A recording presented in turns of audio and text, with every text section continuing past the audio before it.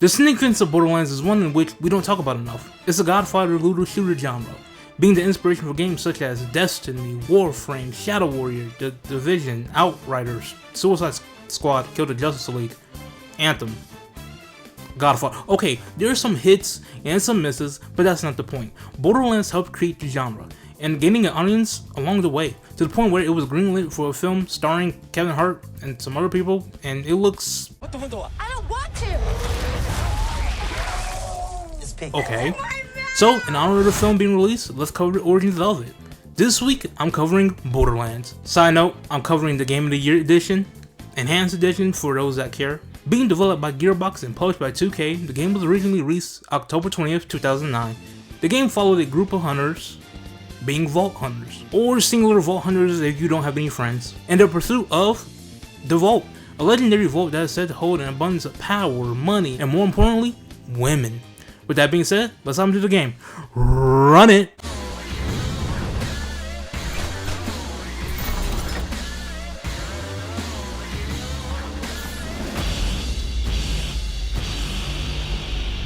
The game opens with a cutscene explaining the world so far. Simply put, Pandora.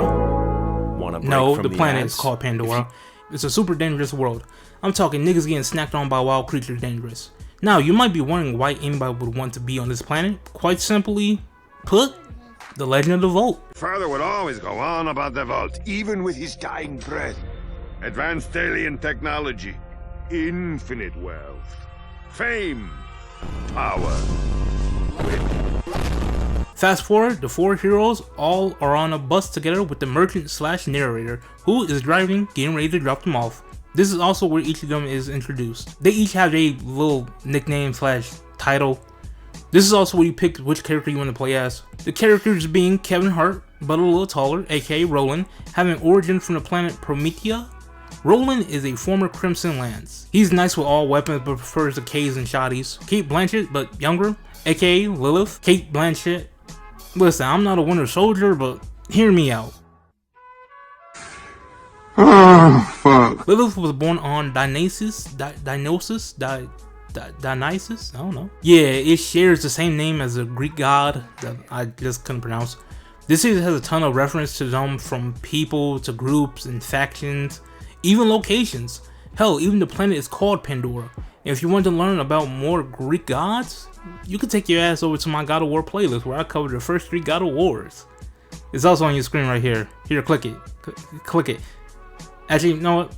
Never mind. Back to Borderlands. Lilith is a siren, one of 6 superpowered women that exist in this universe. You can tell she's a siren due to her tattoos that all sirens have.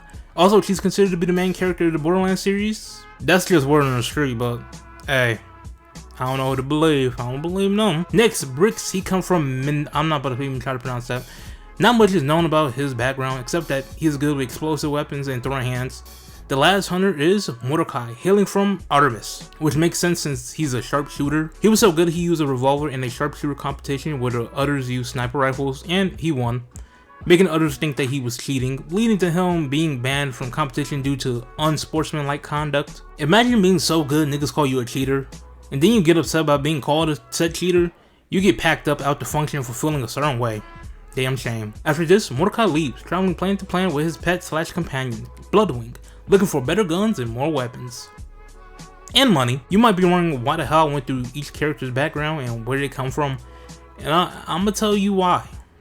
I'm trying to stretch the fuck out this video, because truth be told, this game barely has any fucking story to talk about. Matter of fact, just watch this.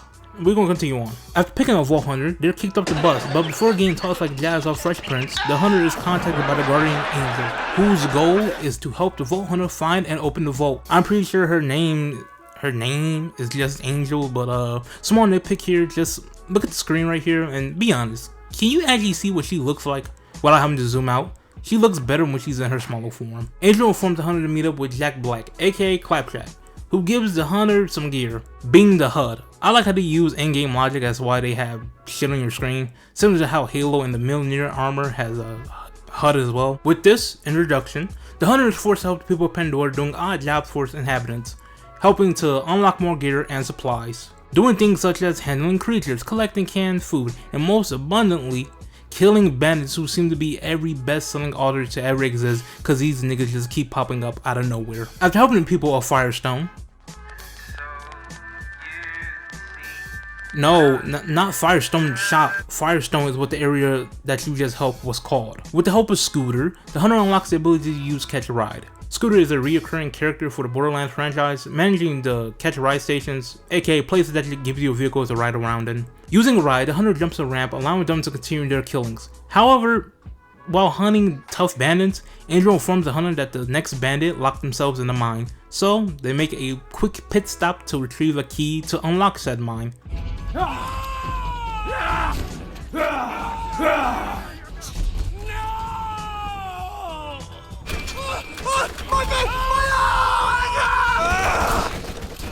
In which I learned that them side quests aren't really optional and that I cannot rush through the story at all. Returning now stronger, the hunter fights his way to the bandit, overall finishing him off. While looting his stuff, the hunter finds a piece of a vault key. Unlock all the pieces, it forms a key to open the vault, but all of that is put to the side when the vault hunter goes and helps more people to unlock more gear and stuff. I kinda wasn't paying attention. Listen to this, mud dwellers. Skipping all the details that would confuse the lot of you, I have concluded that the vault is more than likely genuine. In addition to that fact, which has probably burned a hole in your brain, the vault can only be opened once every 2 centuries, and that time is about to arrive. With this information, Tannis becomes a person of interest for the hunter, and then a partner with the hunter, sending him to hunt down the other pieces, which they do. One piece was with a bandit named Chrome.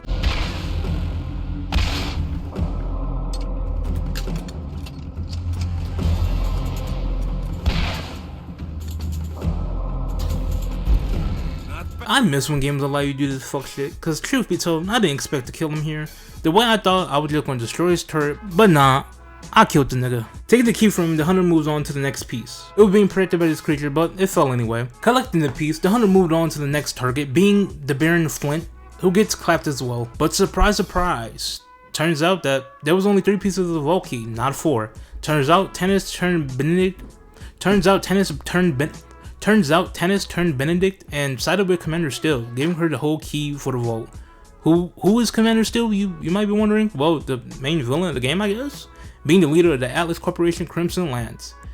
And you might be wondering, who the hell is the Crimson Lands? Well, they're supposed to be the kind of security / police of Pandora, but they were sent by, of course, the Atlas Corporation, and are kind of corrupt, so it doesn't matter, and the game is almost fucking over. With nothing else to do, the hunter decides to hunt down Tannis, having no real clues besides a message left from Tannis. The hunter hits the Crimson Lands base, finding Commander Steele. You will be destroyed! This is the closest you're going to get to fighting her, sadly, but on another topic, hear me out yet again. I think I might be a Winter Soldier. The hunter fights through the base until they find Tannis. Turns out Tannis didn't betray the hunter, or maybe she did, and this shit wasn't really clear to me. I don't know, I think she did what was better in her interest. After fixing some of the damage Still did, the hunter chases after her before she could open the vault and takes what's inside. The hunter was too late though. You have failed to listen to Commandant Steele. I've warned you time and again, yet you persist on ignoring my orders. The contents of the vault are rightfully the property of the Atlas Corporation. But you? You belong to me.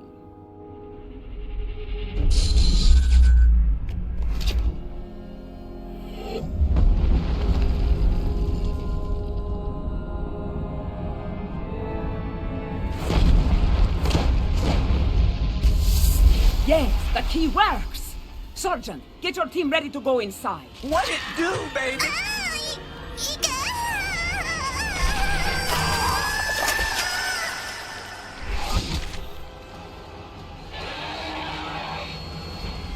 Yeah, there was a big ass monster in the vault. After killing the creature, Angel talks to the hunter. She ain't saying shit, just the hunter did their job and that she wanted that creature dead. The game then changes to a satellite in orbit. I assume it's supposed to represent Angel and how she's more than likely is working for another corporation.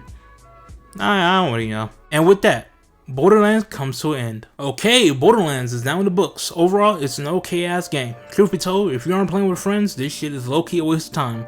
This is a bearable single player game, but I wouldn't recommend it. Okay, this is a section of the video where I'll run my mouth about the game, and I will be following my standards in order, being story, open world, and gameplay. Story, non-existent. This game is about 2 notches down from Deadpool, meaning that you can explain big parts of the game in one singular sentence and it might not be far off at all. Actually, it won't be far off. This happens with games that is gameplay first type of game. So next, open world. This is how I like it. I like my worlds semi-open world, meaning that they have a list of locations that you can teleport to. The maps are nowhere near huge or big, but the amount of them they have makes up for it. Pandora as a whole, as a world, feels like a little shitty town that needs saving. My only gripe with it is the fact that every place looks similar, as if it's on the same region / district, which again it might be since they're just next to each other. Thankfully, the later games change this up.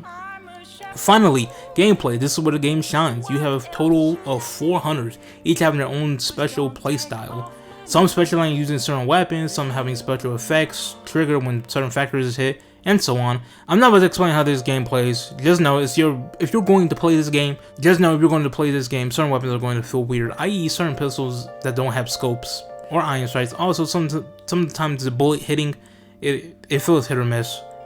Also, if you're not playing with a group, again, don't play this at all. I wouldn't recommend it. Alright, video over. If you like what you saw, hit that like and subscribe. And with that being said, the galaxy needs me. Farewell. In both face and mind, are free for you to draw. I'm a shapeshifter, have no face to show. Please don't take off my mask, my disguise.